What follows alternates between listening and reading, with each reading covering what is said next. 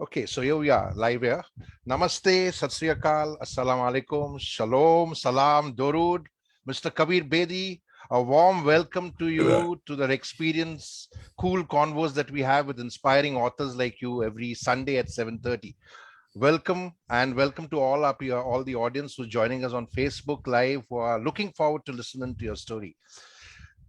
Thank you. Thank you so much, Geronimo. Yeah. So, Mr. Bedi, as you know, every Sunday we invite authors who write books which are inspirational, which have life lessons. We also invite authors who have written their biographies or autobiographies. I personally write books of real heroes, as I call them, ordinary people who are doing extraordinary work to make a difference in our society, and that's called the Karma Kari book series. And I hope you have a book of stories I must tell to show to the audience. I, of course, have it on a slide, but if you have it with you, that would help. I do. I'll have to go and get it, but I do have it with me. Right. So, do you want to go and get it first, and then we begin? Right. Let me do that. Let's do that. Yeah. So, for the audience, Mr. Bedi recently launched his book, which is called Stories I Must Tell. It's published by Westland, and it's available at all leading bookstores and on Amazon. And we are all waiting to listen to Mr. Kabir Bedi, who will walk us through his life story and his journey of life as Kabir Bedi the man, Kabir Bedi the actor, and Kabir Bedi the legend. And before we get into your life story, if there's one value that you would kind of define your life by, what would that one value be? A guiding principle. Resilience, adaptability, and never losing sight of your dreams. That's very nice, because we have a whole series called Karma Kari Karishma, the miracle, which is based on stories of resilience, and we do this every Saturday, the first Saturday of every month, where we invite people from the world over to share their stories of resilience so that people can be inspired. And the premise of the book is that in life we all get broken, but when broken, do we choose to give up and break down, or do we choose to persevere and break through, like Kabir Bedi, who's going to talk to us about Stories I Must Tell. So over to you, Kabir. Please walk us through your life journey, your story of life as a man, as an actor, as a legend, as an individual. The virtual stage is all yours. Thank you so much, Geronimo. I must apologize in the beginning for being a little late here. I just got in from Ahmedabad airport into this hotel room at the Hyatt in Ahmedabad. And the flight was late, and I barely made it in time to open my computer and figure out how to get on. So I apologize in the beginning for making everyone wait, because I like to be prompt. That's one of my characteristics. I like to be prompt in life. Although I do say sometimes there's not much point in being prompt because there's no one there to appreciate it. But in this case, there are a lot of people appreciating promptness. And I'm sorry I dropped the ball on that one. See, I knew that I had lived an extraordinary life, and a life that nobody in its totality knew. Even people who are big fans of mine in India or Italy or America haven't seen all my work, because Bollywood films are made here, and there's a whole Bollywood audience for them. Other Indian films, South Indian films I've done are shown to South Indian audiences. The Italian films I did largely went to the Italian, European audiences. American films and series largely in America. Some, and of course the worldwide series like The Bold and Beautiful and the Bond films were shown to a wider audience. But the fact is nobody's seen all my work, and nobody knows all my real story. So I was very keen to tell my story, because I believe I've led a pretty unusual and remarkable life. So I was very keen that I share this. But I wasn't sure how to do it. It was a real problem for me to figure out the how, because I get sort of, my eyes glaze over when I read books that start in the beginning. I was born in this village and I moved on to school here and college here. Frankly, I'm not interested. I want to get to the meat of the matter. I'm a very impatient reader. And I want to see what are the stories underlying that person's life? What are the themes? What's the meat of the matter? I think today's audience is also a very impatient audience. They're not only time challenged, but they have shorter attention spans. And therefore, if you don't grab them from the beginning and then hold them there, they're going to leave. I do that myself when I read books. If I'm not taken by the first few paragraphs, first few chapters, I just speed read the rest of the thing and get the gist of it and move on. I really wanted to write a book that was unputdownable. So this was a huge challenge for me, and I couldn't, for the life of me, figure out how I was going to do this and maintain a certain dramatic tension throughout my life. And then the pandemic hit, and I thought, okay, firstly, this has given me time. More importantly, it gave me the time to think about how I would tell the story. And I had one morning, sitting in the mornings at my computer, 5 a.m, make myself 2 cups of tea, looking out at the palms. I had this epiphany, and I thought, okay, you like stories, you've always loved stories, you've always loved short stories, write it as a series of short stories of differing lengths that go back and forth in time. So each story is a chapter in itself, and each story can be read almost independently of the other. You can read my book in any order you want. I'd advise you to leave the last chapter of the last, but other than that, you can read in any order you want because all the stories go back and forth in time. So having figured that out, I then sat down and I really wrote it with a passion. It was a passion that flowed from a pent-up stories waiting to come out. And they just flowed like a river. The book almost wrote itself. I had to go back after 9 months and do some revisions and stylistic improvements and a few inputs from a few friends. But I had the meat of the matter in 9 months of writing almost 10 hours a day. And that's the way it came out. You see, my story at a surface level is a story that spans Delhi, Bombay and Bollywood, Rome, and Hollywood. These are the 3 or 4 centers of my story. London as well, say 5 centers. And beyond the geographical spread, there's also a spread of themes, because I begin my book with how I got to interview the Beatles in Delhi. And this is a chapter I began with because it showed the kind of young man who set off for Bombay with 700 rupees in his pocket. It showed the kind of young man who had the grit and the chutzpah of just saying, I will interview the Beatles, and finding a way of conning their manager into letting me interview the Beatles and everything that followed in it. And the crisis that followed that. Now, it's a very colorful thing as to how I got the interview itself, what I said to the Beatles and what they said to me in that room. That's a beautiful part of the chapter, but I'm not going to get into that because firstly, I wanted to read it to get the full joy of it. Secondly, it's too much to explain. But the Beatles were not just musicians. They represented a whole age to me. They represented the 60s, which is the most interesting decades of the last century to be living through. A time of social change, a time of political change, a time of cultural change, sexual revolutions, the hippies, demonstrations of peace, psychedelic clothes. Another group beyond the Beatles, the Rolling Stones, the Doors, Pink Floyd, Bob Dylan, John Baez, a whole generation of musicians that changed the sound of music. And the Beatles, for me, epitomize them. And so not only was I their greatest fan, but they were idols of that age for me. And that experience I've captured in the opening chapter.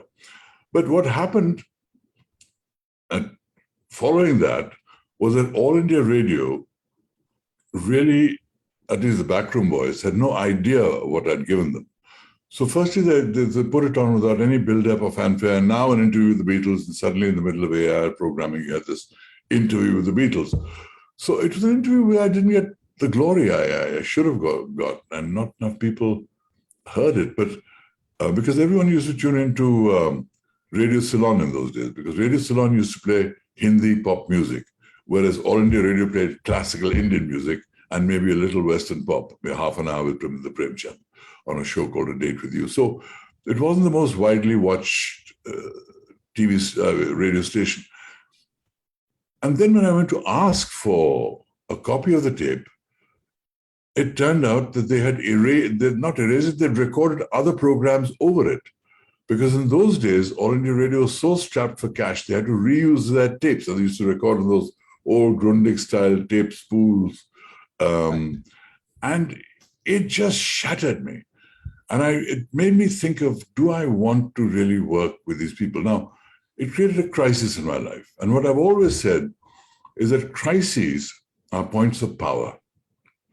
It may not seem so at the time. It may not feel like that at the time. Somebody loses a job, somebody loses a way of life, somebody loses things that they really care about. And they feel it's the end of the world. And it's good to feel that. It's good to mourn that. But beyond that, you have to look beyond and really say, okay, a door has closed behind me, or I have closed doors behind me. What are the other doors I can open in front of me? Because normally in life, we sort of roll along fixed tracks and we are on autopilot practically going through our lives. And suddenly the train comes to a halt and there's 6 tracks to choose from. That's not your point of desperation, it's your point of power. Because every one of those tracks, every one of those doors in front of you can lead to different fame, fortune, or even disaster. It depends which one you choose. And I decided I was going to come to Bombay to be a filmmaker. Now, why I made that decision to be a filmmaker, again, you'll have to read all about it. But I set off with those 700 rupees that I had, and I wanted to make a difference. I wanted to somehow do something creative and make my presence felt and change the world in some way by touching people's lives. And I changed profession. From being a broadcaster, I became an advertising man. In those days, I worked for 5 years with Lintas and with Ogilvy and Mather. And these two were the big, giant, multinational advertising agencies. I had great gurus like Alec Padamsi, the great theatre guru, who was my boss, Jason DeCuna in Lintas. I had Frank Simoes, who later founded his own agency, as my boss at Ogilvy. I had Suresh Malik, who composed that incredible song, Mile Sur Tumhara Hamara. And these advertising, and Ranjan Kapoor, who was my colleague, who became the head of O&M, etc. So I was very lucky in that sense. And then again, things happened and I had to make a choice as to whether I was going to leave the security of advertising for the insecurity of a life in Bollywood. And I made that choice. I made that choice because I realized that either I became an executive, nothing wrong with that, and rise up the advertising ladder, or I follow a far more creative path as a filmmaker, an actor, or a person in the performing arts. And I chose to be somebody in the performing arts. Now, once again, when I joined Bollywood, I had a few early successes. I was a rising star. And then the Italians come to town. And they say, will you come to Rome and pay your way for an audition for this series we're doing in Italy? And of course, I could have stood on my ego and said, wait a minute, I'm not a struggling actor going to do their bidding. They've come to a rising star in India. They bloody well pay for my trip to Rome. But I didn't. I realized this could be an opportunity, and learning to recognize opportunity is also a very important skill in life, because opportunity doesn't always come with big announcements saying, hey, I'm opportunity. It could be somebody whispering something in your ear at a party. It could be casual suggestion made by somebody.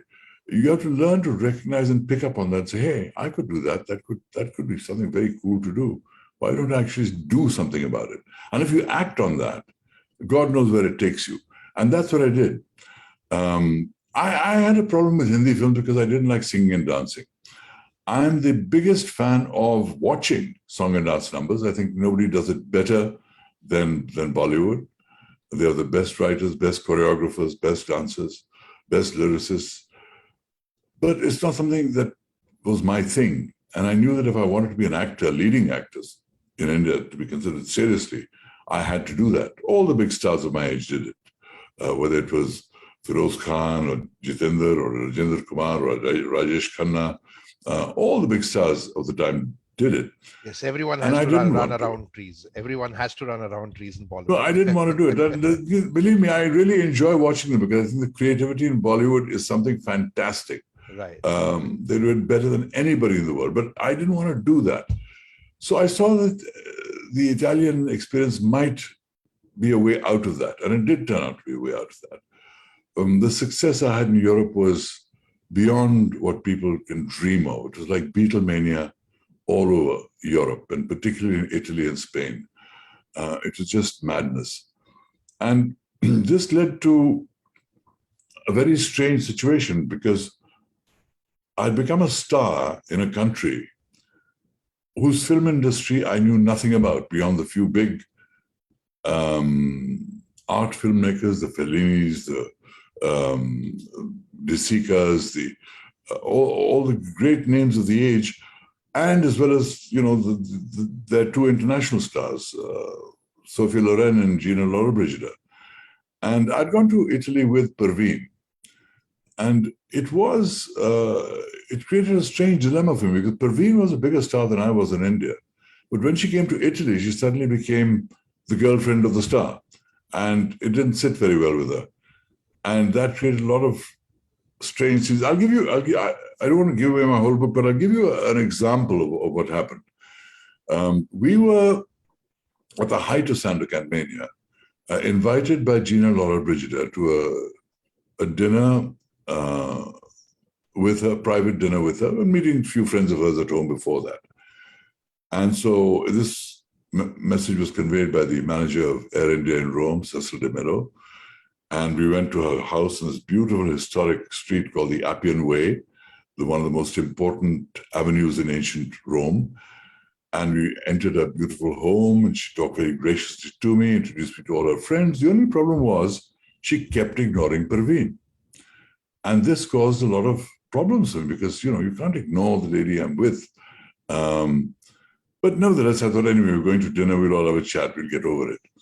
So we went to the dinner in this wonderful private, exclusive kind of restaurant come club with a dance band and a darkened floor and tables and alcoves lit by candles and everyone excuse me, sitting around.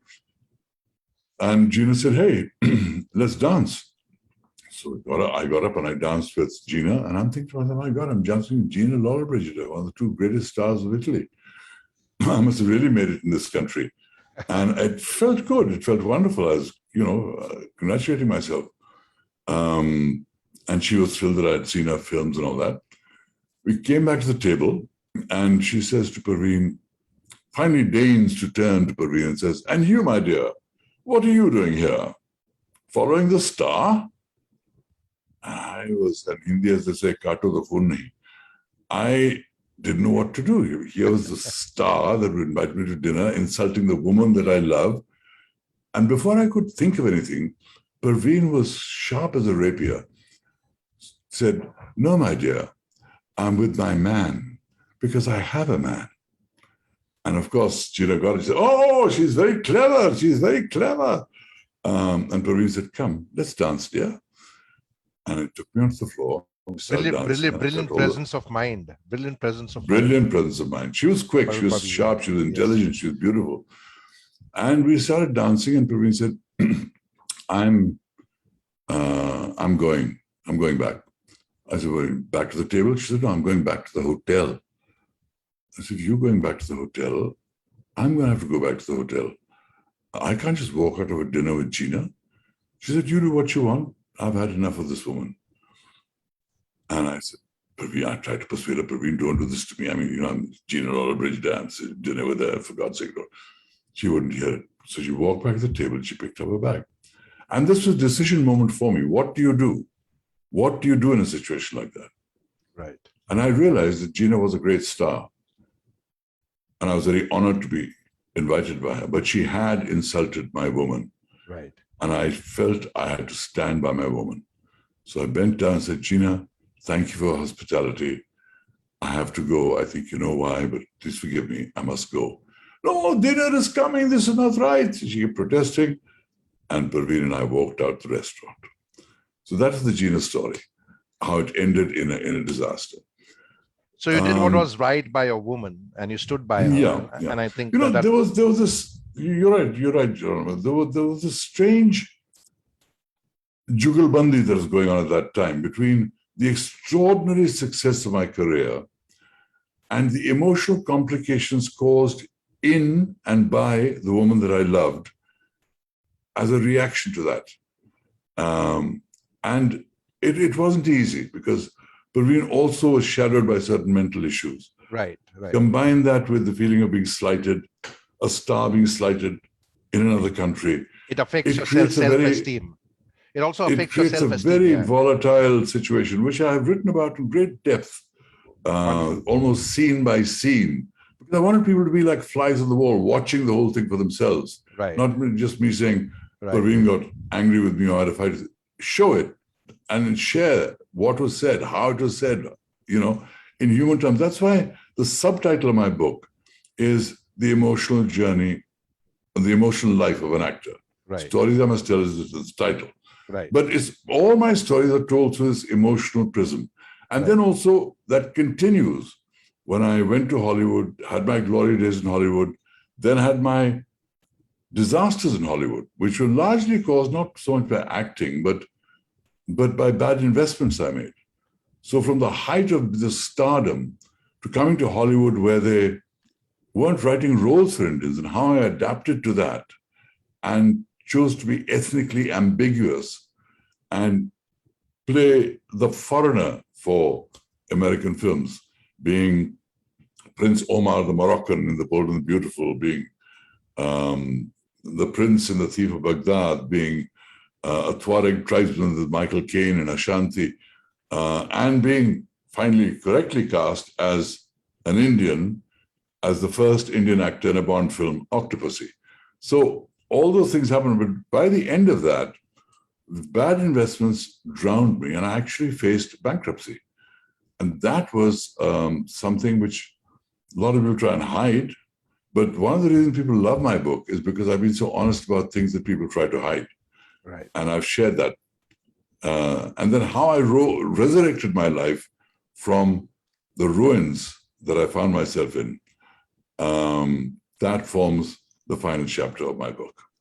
Brilliant. That sounds like a real great life journey and truly a roller coaster ride, the making, the remaking of Kabir Bedi. It was. And I like the subtitle, The Emotional Life of an Actor, right? And you mentioned emotional prison. And just before we proceed, I think there are some brilliant life lessons that you shared, right from what you spoke about, how you like to kind of get to the meat of the story very quickly, and why short stories really inspire people. Because today, in today's day and time, the attention span of people is less than 3 seconds.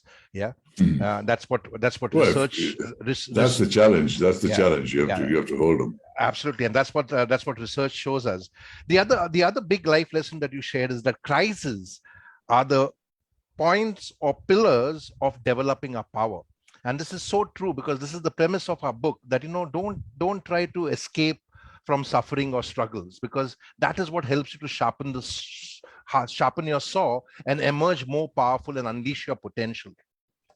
The other lesson that you shared is that the choices we make manifest into the consequences we beget, and could also be the creation of our destiny. Because if you had not made certain choices, you would have not had this very interesting journey. I think as an actor from India, you were the first to make your mark internationally and Internationally, globally, yes. right? And I think that that's because of the choices that you make and the risks that you took, right? And then you spoke about how you understood opportunity, and like we always say in leadership coaching, luck is opportunity meeting preparation, and you added a new dimension to that, and the choice to understand an opportunity, smell that Mm. opportunity, right? Yeah, Because if yeah, you don't absolutely. create an opportunity, then nobody else is going to create it for you. And then you spoke about the emotional prison, and I'm sure you understood a lot about that because you stayed with Parveen Babi, who had major mental health issues in the last few years of her life. And somewhere you spoke about how that validation was missing, which is what is clearly shown in studies done by the best think tanks around the world, that the biggest deficit in the world today is self-esteem, because of which we are Yeah, always looking for validation from outside without understanding that validation comes from within. It's called self-esteem, not other people's ideally. esteem. Yeah. Absolutely. Brilliant life lessons, Mr. Bedi. And if I had to ask you, which is the one memorable role that you really cherish and is near and dear to your heart, which would that be? There are a few, but the role that I would pick would be the role of Sandokan, the role of the Asian pirate who fights for the freedom of his people while falling in love with an English Right. girl, even while Absolutely. fighting the British. Because that so caught the imagination of Italy and in Europe that it Absolutely. made me a star, and it impacted so many people Absolutely. and their lives, that it has to be my favorite role, because it's not just excellence of performance that matters to me as an actor. Right. What matters to me is how many people I've touched and moved with by that. And Right. even today, people come up to me in India, wherever I'm traveling, foreigners, Europeans, saying, we developed an interest in the Orient and in India after seeing your series. And that's why today I'm professor of music at Banaras in the university, or I'm, a historian working on Indian history. You sparked that interest in India and the Orient in me. Right. So Absolutely. that is very heartwarming for you to hear, because I like the fact that I affected people's lives in a positive way. So Sandokan has to be that. But I must say that I've also had a great affinity with the role of Shah Jahan and the character of Shah Jahan. Right. And when I used to drive past the Red Fort as a student of St. Stephen's College in Delhi, I always used to marvel at the man that built the Red Fort and the Jama Masjid and the Taj Mahal. Of course. And another factor, which is not in my book actually, that I really wanted to be an architect, but I couldn't afford it because my family's circumstances were such. And Shah Jahan was one of the greatest architects the world had ever seen. So I always was fascinated with Shah Jahan. Absolutely. Then when I came to Bombay and they did the Sonne Lumiere on the Red Fort, I was chosen for the voice of Shah Jahan. Wow. Then when Akbar Khan made his film, Taj Mahal and Eternal Love Story, I played the role of Shah Jahan. Then when the Luminato Theatre Festival in Canada, in Toronto, commissioned a work called Taj from the most decorated playwright in Canada called John Murrell, and he created this wondrous script, which is almost operatic in its brilliance and scale and scope. I was picked to play the role of Shah Jahan. Wow. And Lisa Ray played my daughter, imprisoned with me in the Red Fort by Aurangzeb after Aurangzeb overthrew him. And it was almost a King Lear-like performance. And it was theater at its best. So I'm also very emotionally fond of the role of Shah Jahan.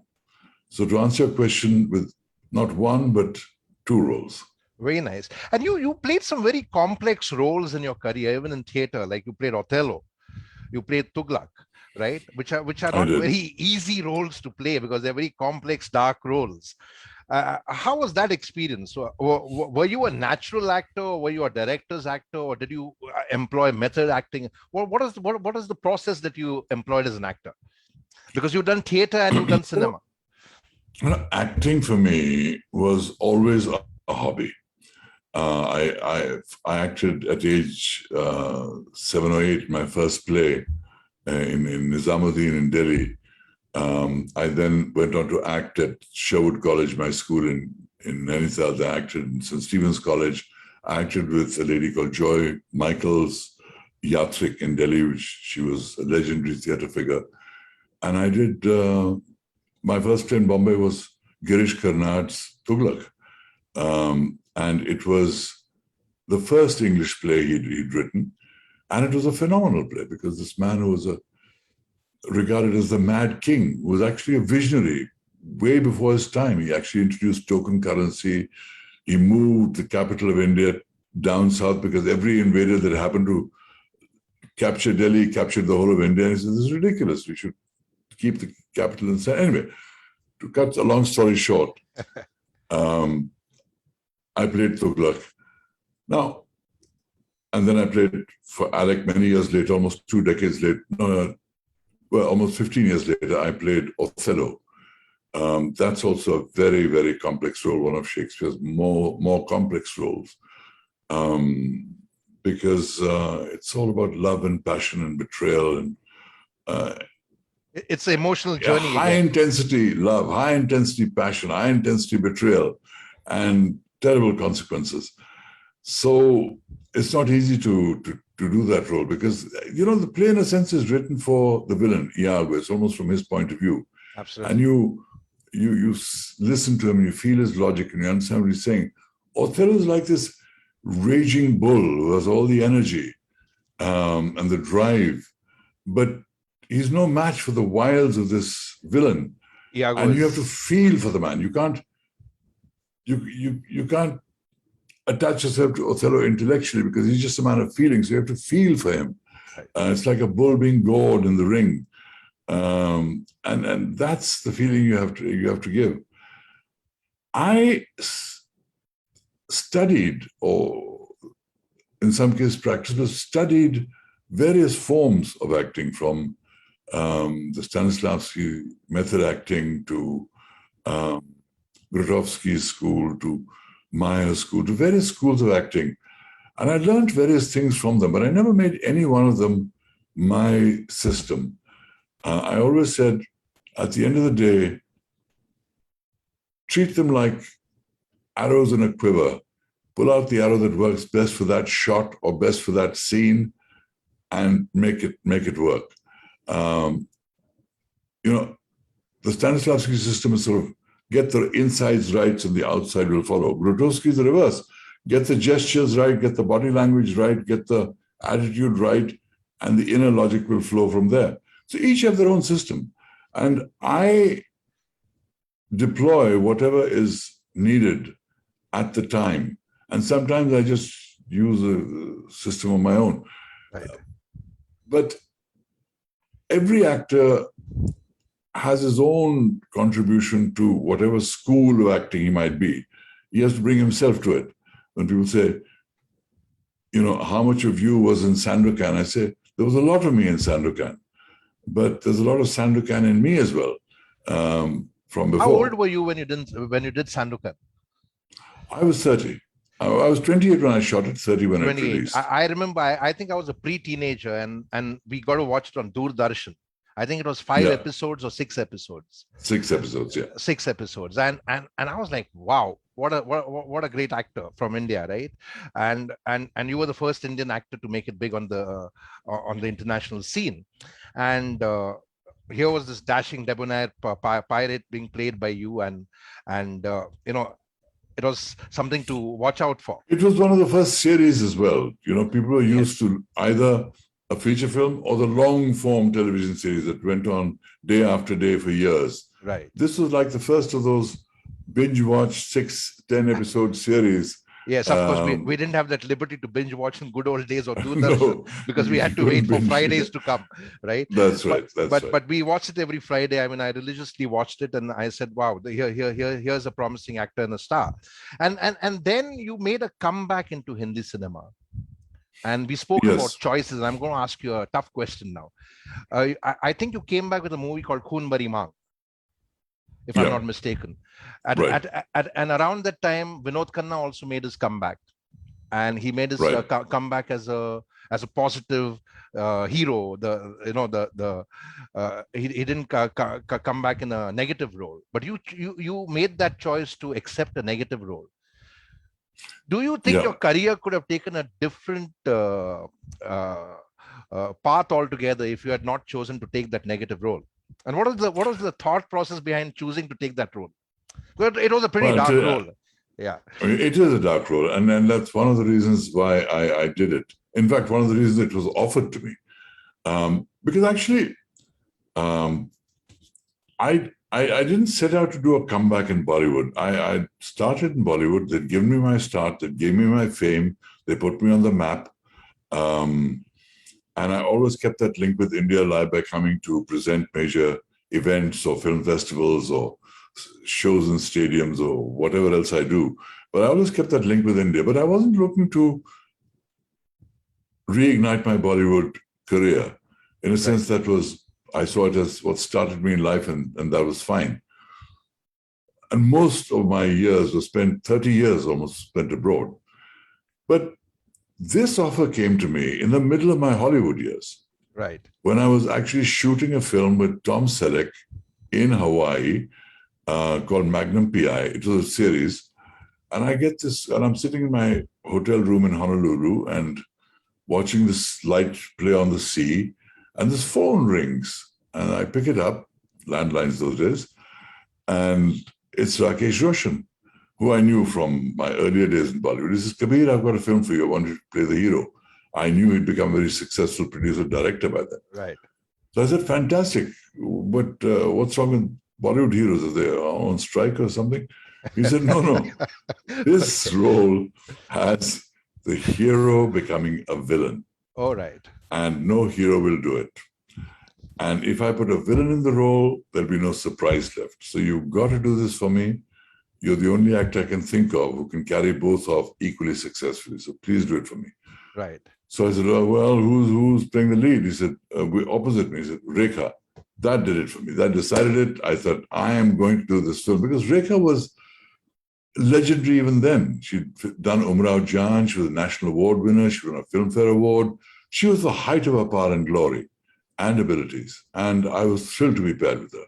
So that brought me back to India, and actually then started another 7, 8 films before I went back to Hollywood to do The Bold and Beautiful, etc. So that was almost like an interruption of my Hollywood career. And then I came back to India again in the 2000s, in this century, where I did another whole bunch of films, including Mohenjo-daro and films with Shah Rukh and Akshay Kumar, etc. So it's sort of been 3 phases in Bollywood: the beginning, the middle, and the current phase. But even the current phase, I'm working abroad with the Italians, the Americans, etc. Because my career is tricontinental, and they know me enough in places. If they need me, they call me. But to answer your question, I wasn't coming back to India to restart my career as a leading man. It was a very conscious decision to play this character that begins as a hero and turns out to be a villain. And frankly, I've played them all. I've played heroes, I've played villains, I've played supporting roles, sometimes out of choice, sometimes out of compulsion. But I've enjoyed playing every shade of role. Right. Because I played the villain in the Bond film as well, and fought Roger Moore throughout the film. And that role certainly got me a worldwide following of Bond fans. And believe me, that's huge, because it's the oldest film franchise in the world. Right. And the minute anybody plays any role of any importance in a Bond film, I don't know, hundreds of millions of people get interested in him. And you either become a Bond girl or a Bond villain. Yes. You either become a Bond girl or a Bond villain. You become, your fan base increases exponentially. Right. And people recognize you in all corners of the world, you know. Right. And so roles that I play, whether positive, negative, all have their own resonance, their own purpose. I've done comedy as well. I've done action. I've been in this business long enough to have done it all. I always say that anyone who survives 50 years in this business deserves an Oscar for survival. That's brilliant. It is one of the most dangerous businesses in the world, one of the riskiest, one of the most hazardous, I've Yeah, seen, God knows, countless stars and actors come and go over 3 continents. The absolutely names true. change, but the games remain the same. Yeah, and what you said to Rakesh Roshan, that how all the heroes on strike, because at that time not too many people who played heroes, actors who played heroes, wanted to accept negative roles because it would have They a wouldn't, negative yeah. impact on their Correct. career. And I remember, I think the mold got broken when Shah Rukh Khan did Dar, because even Amir Khan That's right. had declined Dar. Bazigar as So well, yeah. so if you had probably done that role post Dar, the career path could have taken a different uh, route altogether. Right. But as I said, I wasn't looking to come back to Bollywood Right, at the time. right. It was sort of interruption of my Hollywood career. And then I went back to do The Bold and Beautiful, which got me another slew of international fans. And, Bold and Beautiful was the second most watched show in the world. The only show that was watched more than Bold and Beautiful was Baywatch, for reasons you can figure out. Yes, of course. But 1 billion people was the audience of The Bold and Beautiful. And to be on that show for almost a year, you can imagine the impact that has. So, and there again, I played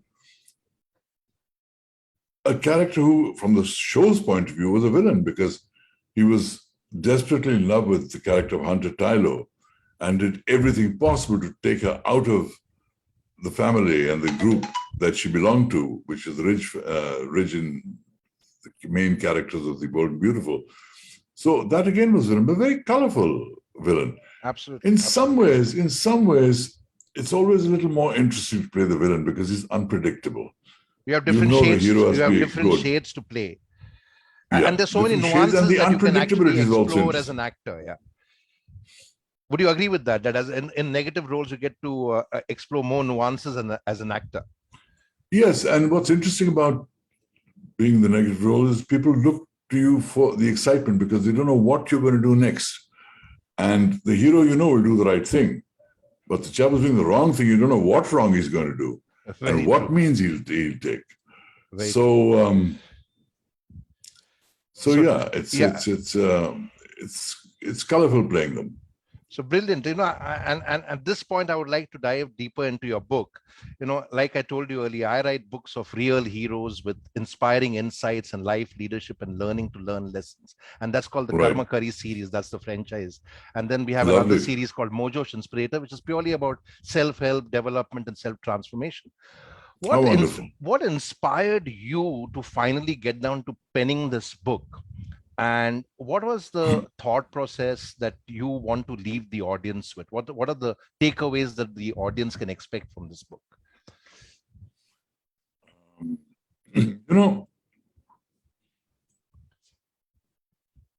I've had a real roller coaster of a life across continents.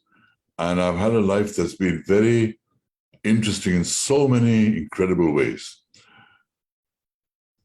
A lot of it I've not even begun discussing so far, but I must reference my parents as well, there's a whole chapter on them as well, because they were extraordinary people who were educated at Oxford, but fought for India's freedom struggle, giving up everything and suffered greatly economically.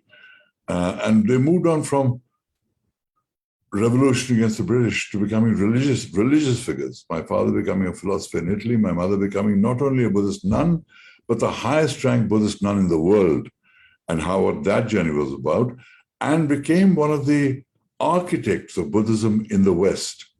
And how that happened, the sequence of those events and all the illuminating experiences she had while meditating in Burma, with the discovery of Tibetan Buddhism when the Dalai Lama came from Tibet with all the Tibetan refugees and all that followed from there. Those are also very inspiring stories. And I mention this because my parents were the strength of my resilience. They gave me the courage to lead a different life, not to just do something that's normally done. I'm not saying that they're wrong. People can be doctors, executives, scientists, all kinds of wonderful, respectable, inspiring professions, but I wanted to do something different. And I wanted my life to be creative. And the example of their life gave me the confidence to say, yes, you can seek a creative life and maybe even survive it, maybe even thrive with it, because they lived lives that are so different, that were off the beaten track. I knew that I could do it too. So they gave me the strength to do that.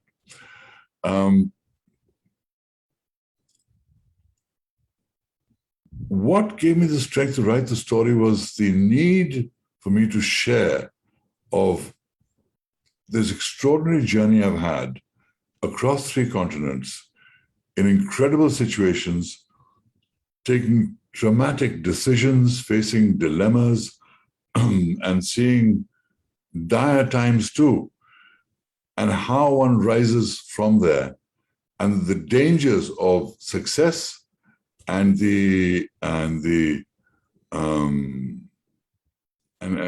what you can draw even from failure.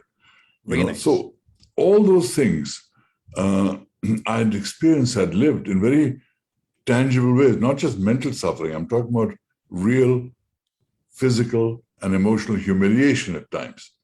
I mean, forget the financial disaster I had in America. I was a major star in Europe, and I come to Hollywood. Not only are they not writing roles for me, I'm auditioning for roles and being rejected for those roles. How does an actor with that kind of success adapt to this? But adaptability is the key. As Charles Darwin says, species that survive are not only the strongest, not even the most intelligent, but the ones who adapt. So that skill of adapting is very, very important. I didn't know the film industry in Italy. I had to unlearn how they did business, adapt to their way of functioning. I go to Hollywood. It's Fortress Hollywood, executives, studios, no meeting, no. How do you break through this impenetrable wall? You have to adapt. You have to be the guerrilla fighter. You have to find ways to break through their defenses. You have to find ways of putting through. So what I want to say is there's no end to resourcefulness within us. And very true. I want to tell my story, but in telling my story, I hope that people who read my story will get a lot out of it for themselves in terms of their lives and their stories, because there's a lot for everybody. And also, it's not just the events and the places and the people and the films that I did. I've really rushed through a lot of that in a sense by ignoring who I met on every set and all the conversations. It's not about things I did, it's about things I experienced. What are the things that touched me and what was my experience of them? Things that affected me emotionally and my life in fundamental ways, those are the things that I needed to tell in my book. And that's why I got the strength to write my book. Very nice. And I think there's some great lessons that you already shared while you were talking about what inspired you to write the book. And I think there's a huge parenting lesson over there, because in a country, in a geography where most parents force their children to just kind of become a career mule, as we call them in the Rex Karmavir Global Fellowship language, become an engineer or become a doctor. Here were parents who encouraged you to pursue your path of passion and make that into your mission. And I think that's a great lesson for parents and for children, that don't subdue and don't kind of stifle your creativity. Follow your passion and pursue your passion, follow your dream, chase your dream, and transform that into your mission. And the other thing that you spoke about, that all the resources are useless if we don't know how to use the unlimited resourcefulness within you. And that's another great life lesson here. You were saying something. What I'm saying is that, there are many selves within ourselves. Absolutely. Right? There is, no matter who you are or what you're doing, there is the diligent self, there's the self that wants to be healthy, the self that wants to be productive. There's also the lazy self. There's also the sabotaging self. There's also the child. All these selves have played a role in your life, have played a role in my life. And all of them give you a lot of things a lot of aspects of you. And what I'd like to say is that in making those choices, know that everyone has their place, but figure out who the prime minister is among all the selves that you have, and let that prime minister run the show, and not the selves that pull you down. They have their parts, they have their roles, but don't give them primacy. And that's an excellent lesson again, because that's what Howard Gardner calls as multiple intelligences. And that's what we focused on in our book, Mojo's Inspirator, the mental, emotional, spiritual, physical, and the moral intelligence to make the right choices, which will get you the right results and the right consequences in your life.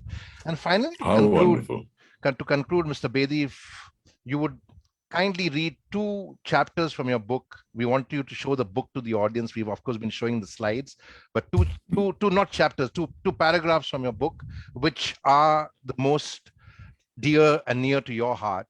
And we'll conclude with that. These are not easy things to decide off the cuff. Let me see. Let me just read the beginning of the Parveen Babi chapter. All right, that would be interesting. And because it also generalizes. It's called Days of Love and Glory. Please show your book also to the audience. Yeah, thank you. Days of Love and Glory. Stories I must tell. Yeah, go ahead. Yeah, stories I must tell, the emotional life of an actor. Days of Love and Glory, Sandokan and Parveen Babi. Let me try and switch this light on here so I can read a little better. Film stars are the objects of a million fantasies, but they are not objects. They are people with the strengths and frailties of the human race. For all their glory, film stars are as insecure as the rest. They quietly fear they will lose their stardom. It gnaws their insides at the release of every film, no matter how successful they are. Fame can be a moment in the sun or a lifetime of adulation. There's no way to tell when it begins, nor when it will end. I've seen many stars rise and fall across 3 continents. It's hard to remain the favorite for star for decades. A few may have done it, most have tried and failed. Some have been felled by changing tastes, others by inner demons. Some came for fame and glory, others for simpler reasons. Parveen Babi came to Bollywood from a small town in Gujarat to buy a house and a car and fell in love with her profession. But even as she became the fantasy of millions, radically different from the Bollywood heroines of her time, her mind was fragmenting in slow motion. So that's one paragraph that you want me to read. Gave us an insight into Parveen Babi also. Yeah, and there's also the beginning of the Prathama chapter. There's all these different chapters. Have we got time for that? Yes, we do. A chance encounter can change your life. More so if it comes in the form of a beautiful woman. Even more so if you try and resist her and succumb. Most of all, if you marry her after you've decided not to marry. But how can you resist a force of nature? A dusky beauty with a dazzling white smile and a big red bindi on her forehead. A girl driven by her passions and her zest for life. A woman whose razor-sharp mind and iron will. A girl with a compulsive need to be noticed, admired, and desired. An entertainer whose peals of laughter were infectious. A clever and ambitious girl with an endearing presence. A woman whose drive led her to becoming one of India's most famous Odissi dancers and the founder of Nityagram, an iconic Gurukul. An extraordinary transformation from the wild life she lived as a 19-year-old model when I first met her in Bombay in 1968. Those are just some of the beginnings of the chapters. Very nice, excellent. And you covered 2 of the most cherished women in your life. Thank you, Mr. Bedi. And well, that's you're not counting my present wife, who I also cherish greatly. Of course. I said 2 of the most cherished women, and of course your present wife that also. Time. And to conclude, if there was some advice that you want to give all our youngsters who are pursuing their dream and chasing their dream to become stars, whether as musicians or actors in the Hindi movie industry, what would that advice be for them? You know, I can give all the cliches, but let me Right. give you some hard advice here. One is set yourself a target, give yourself a time limit. If things don't happen in that time, change track. This try again of Robert Bruce is not the right policy. Very true. I agree with Smart you. people quit all the time. They quit the wrong things at the right time. So don't waste a lifetime pursuing something that's not working. Try it, do it, follow your dreams, but know there is such a thing as coming to the end of a limb. Secondly, irrespective of whether you are a banker, a doctor, an insurance agent, a top corporate executive, all of you have your creative sides. Never lose touch with your creative side, whether expressing it through painting or writing or speaking or dancing or even appreciation of art. Never lose touch with your creative side, because all your good ideas, all your force for life comes from your creative side. Brilliant, Mr. Bedi. Thank you so much. And with that, we would conclude. A request to all the people in the audience, please do go and buy the book Stories I Must Tell, The Emotional Life of an Actor. It's available on Amazon. It's available at all the leading bookstores. And thank you for joining us on Facebook Live.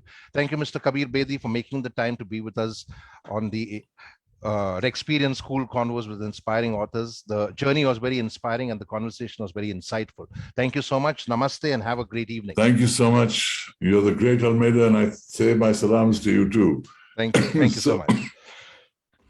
Thank you very much. Thank you. Have a good evening. See you. Bye-bye. You too.